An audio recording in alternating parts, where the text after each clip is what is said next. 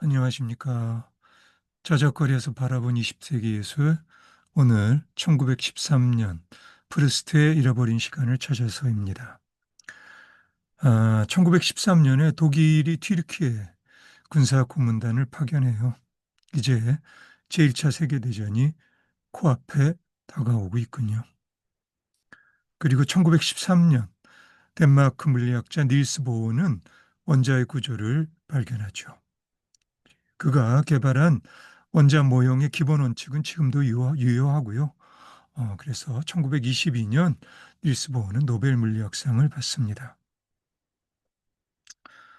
독일 철학자 에드문트 후설은 1913년에 순수현상학 서설이라고 할까요? 예, 그래서 현상학에 대한 책을 1913년에 출판합니다.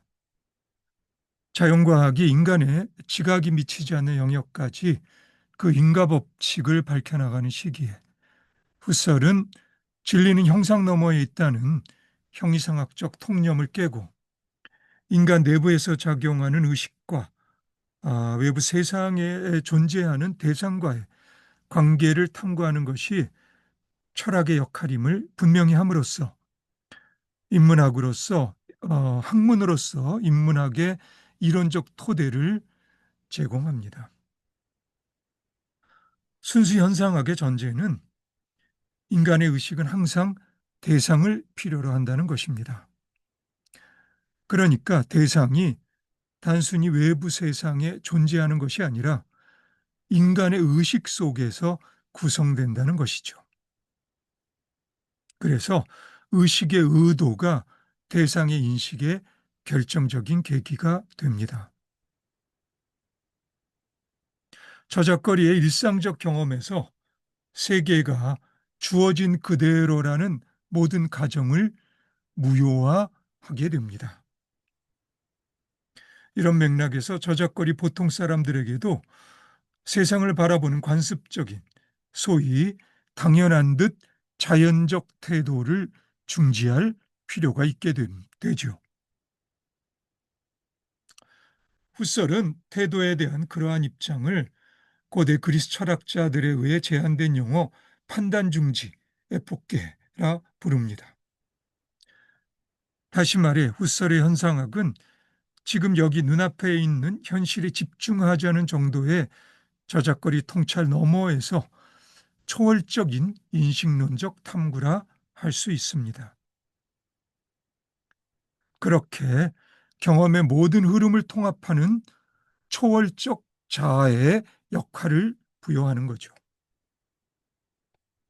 일반적인 심리적 자아를 넘어서는 자아의 역할이라 할 수 있습니다. 이렇게 경험의 다양한 층위들을 의미 영역으로 범주화해서 단계적으로 환원시켜 나가는 현상학적 환원을 통해 대상의 본질에 접근하는 본질 직관을 작용시킬 수가 있습니다. 이러한 본질 직관은 간주관적 환원, 그러니까 우리 사람들 사이의 소통의 가능성을 통해 자연적 태도가 지배적인 저작거리에서도 소통성을 확보할 수 있게 됩니다. 정리하자면 현상학으로서 형이상학으로서 현상학의 궁극적인 기결은 초월적 환원으로서 이 단계는 순수 의식과 물질과 정신의 본질을 꿰뚫어 봄으로써 이르게 되는 진리의 길로 통한다고 말할 수 있습니다. 프랑스의 작가 마르셀 프루스트는 1913년부터 사후인 1927년에 걸쳐 연작 소설 잃어버린 시간을 찾아서를 출판합니다. 프루스트는 이 소설을 1906년부터 쓰기 시작하는데요. 세상을 떠나는 해엔 1922년에 마무리하게 되죠. 모두 7권의 장편 소설로 마지막 3권은 사후에 출판됩니다. 프루스트는 어릴 때부터 몸이 약했는데 특히 천식에서 기인한 심각한 호흡장애는 그를 평생 힘들게 했고요. 항상 죽음을 곁에 두고 있었던 삶이라 말할 수도 있습니다.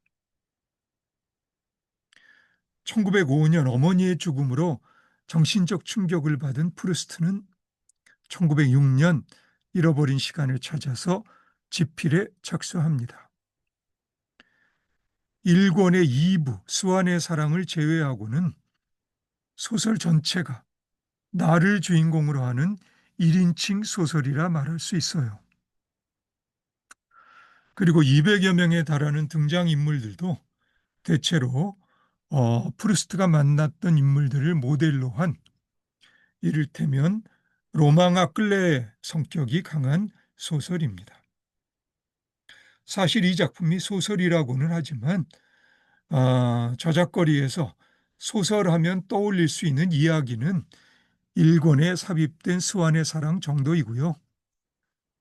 나머지는 별로 이야기랄 것이 없는 저작거리 보통 사람들의 감각적 욕망과 감정적 끄달림 그리고 세속적 가치와 관련된 번다한 속사정들이 비교적 긴 호흡의 문장들로 엮어진 이를테면 회상록이라 할 수 있습니다. 프루스트가 훗설의 현상학을 알고 있었는지는 잘 모르겠지만 하지만 훗설의 현상학이 1800년대 말엽에서 1900년대 초엽에 걸쳐 인간 의식의 확장과 관련된 서구의 정신적 풍토를 반영하고 있다는 점에서 프루스트의 작업은 작가의 내면 의식에서 드러나는 외부 세상의 모습을 가능한 한 작가의 시선을 중립에 놓고 내면에서 느껴지는 그대로 세밀하게 묘사하려는 시도라고 이 소설을 볼 수 있습니다. 그러니까 소설을 읽을 때 1인칭 소설 속의 나의 시선과 프루스트라는 작가의 시선을 구분해서 따라가는 것이 관건이라 할 수 있습니다. 거의 3천여 쪽에 달하는 이 장편 소설은 작중화자인 나로 하여금 소설을 쓰기로 결심하게 하며 마무리되지만 그렇게 해서 쓰인 소설이 독자가 읽었던 바로 그 소설이었던 것이죠.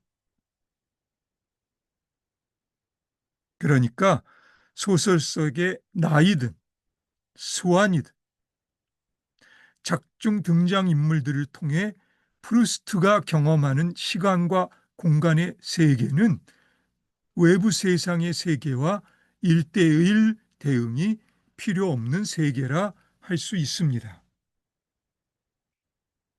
이것이 프루스트의 예술관이었고요.